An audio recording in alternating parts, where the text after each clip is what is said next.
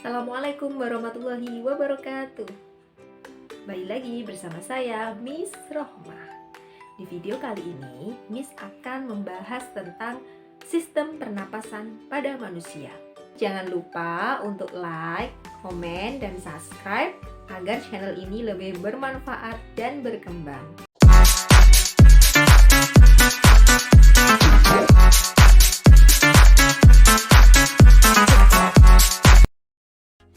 Bernafas itu merupakan proses pertukaran udara, oksigen, dan karbon dioksida ke dalam tubuh kita. Saat kita menghirup udara, itu kita menghirup oksigen, lalu dalam tubuh kita melakukan pertukaran, kemudian kita keluarkan sehingga membentuk karbon dioksida. Ini merupakan organ pernapasan manusia. Organ pernapasan manusia itu dimulai dari yang pertama, rongga hidung di hidung. Jadi di hidung ini merupakan tempat keluar dan masuknya udara. Terus setelah nyampe hidung ke faring. Ini faring.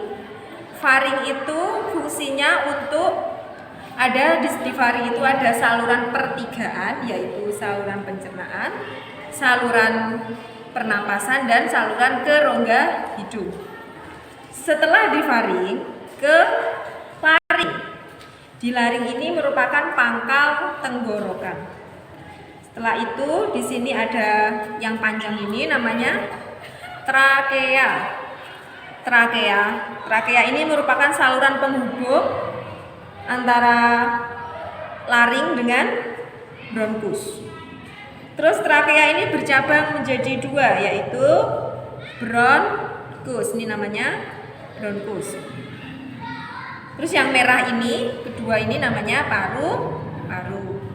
Nah, bronkus itu bercabang lagi menjadi bronkiolus. Bronkiolus yang warnanya biru muda ini ya, percabangan dari bronkus, namanya bronkiolus. Di bronkiolus terdapat percabangan lagi, yaitu namanya alveolus. Ya, alveolus itu percabangan dari bronkiolus. Jadi alveolus itu bentuknya sangat kecil sekali dan di situ terdapat tempat untuk mengubah O2 menjadi CO2.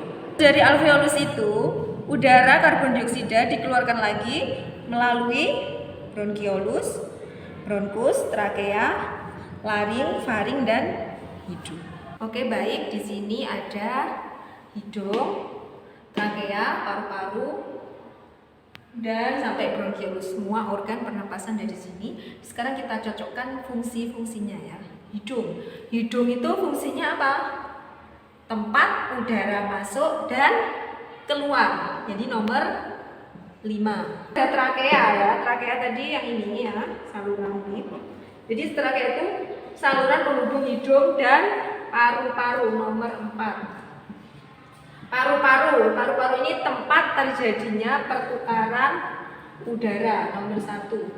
Terus ada alveolus. Alveolus tadi merupakan di sini percabangan dari bronkiolus. Fungsinya mengubah O2 menjadi CO2, nomor 3. Kemudian ada bronkus. Perhatikan, bronkus tadi merupakan percabangan dari trakea. Fungsinya apa? Fungsinya menyalurkan udara ke paru-paru, yang nomor 2.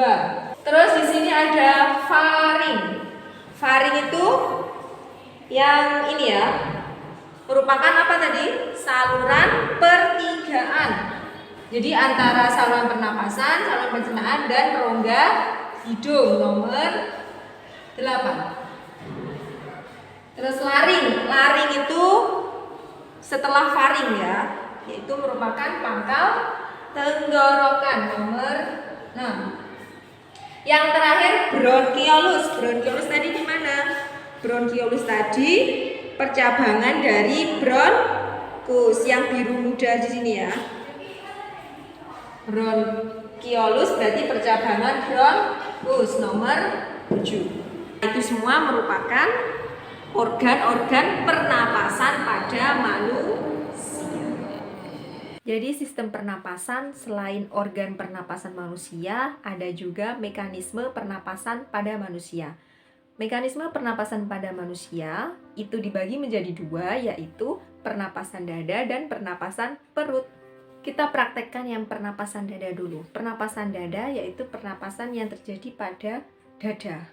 Saat kita memegang dada kita, lalu kita bernafas, saat udara masuk ke tubuh kita, itu disebut fase inspirasi. Ketika rongga dada mengembang, disitulah otot tulang rusuk saling berkontraksi, maka volume paru-paru akan membesar sehingga tekanannya kecil, barulah udaranya masuk ke dalam tubuh kita. Kemudian kita menghembuskan nafas.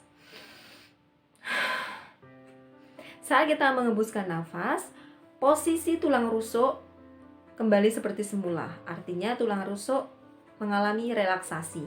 Pada saat posisi itu udara keluar dan disebut fase ekspirasi. Nah, selain pernapasan dada, ada pernapasan perut. Pernapasan perut itu pernapasan yang terjadi di perut.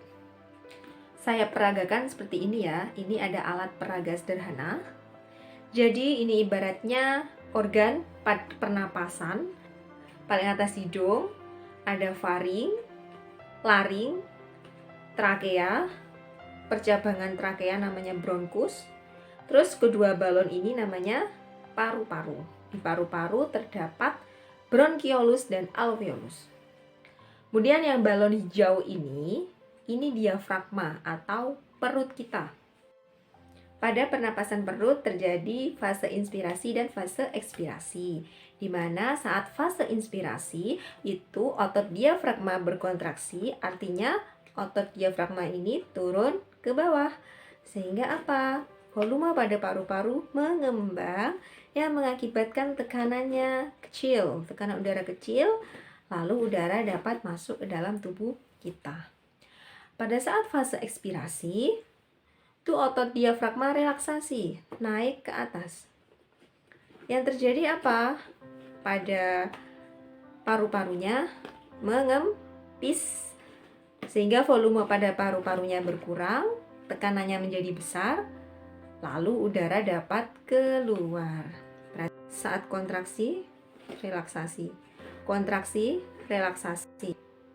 Inspirasi, ekspirasi, inspirasi, ekspirasi. Jadi balon udara ini menggambarkan paru-paru kita ya.